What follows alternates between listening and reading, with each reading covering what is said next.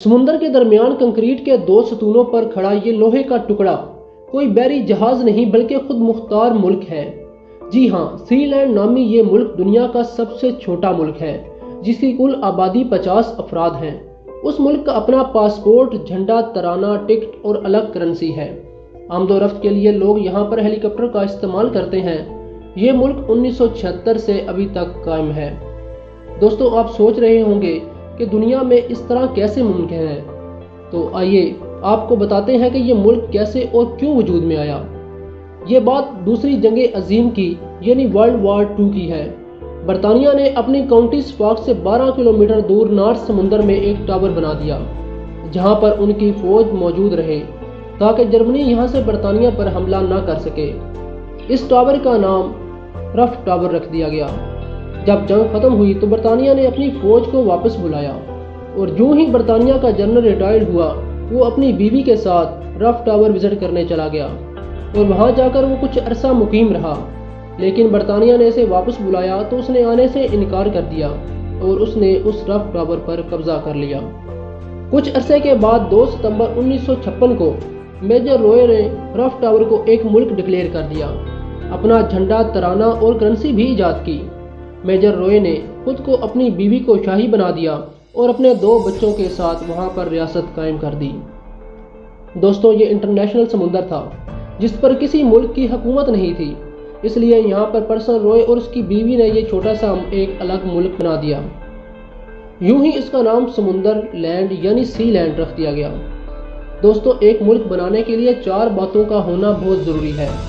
Number 1, जगह होना जिस पर किसी और मुल्क की हुकूमत ना हो। नंबर 2, वहाँ पर लोग रहते हों। नंबर 3, वहाँ पर अपनी खुद की हुकूमत हो जो कि वहाँ पर पर्सन रॉय की अपनी हुकूमत थी। और नंबर 4, उनके साथ दूसरे ममालिक के तल्लुकात हों। लेकिन ये चौथी चीज़ रॉय के पास नहीं थी। लेकिन ये भी वक्त गुजरने के साथ साथ आस्ता आस्ता कई मुल्कों ने उसे तस्लीम करना शुरू कर दिया। इनमें से जर्मन का एक बहुत बड़ा ताजर भी था। पर्सन रॉय ने उस ताजर को सी लैंड का वज़ीर आज़म बना दिया। खुद कुछ काम के सिलसिले में बरतानिया चला गया, लेकिन पीछे से अपने बेटे को वहां छोड़ गया। उस ताजर ने लालच में आकर इस टावर पर हमला किया क्योंकि वो इसको एक होटल बनाना चाहता था। लेकिन वो अपने हमले में नाकाम हुआ और प्रिंस रॉय के बेटे ने उसे गिरफ्तार कर लिया। जब प्रिंस रॉय वापस आया तो इसको मालूम हुआ तो उसने इस ताजर को कैदी बनाकर जर्मनी को पैगाम भेजा।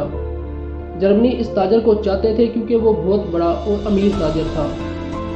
जर्मन ने प्रिंस रॉय को पैगाम भेजा कि इस ताजर को छोड़ दो, तो प्रिंस रॉय ने वापस पैगाम भेजा कि ये तब तक मुमकिन है जब तुम हमें आज़ाद मुल्क तस्लीम कर लो। इस तरह जर्मनी पहला मुल्क था जिसने सी लैंड को आज़ाद मुल्क तस्लीम किया और इस तरह सी लैंड एक मुल्क बन गया।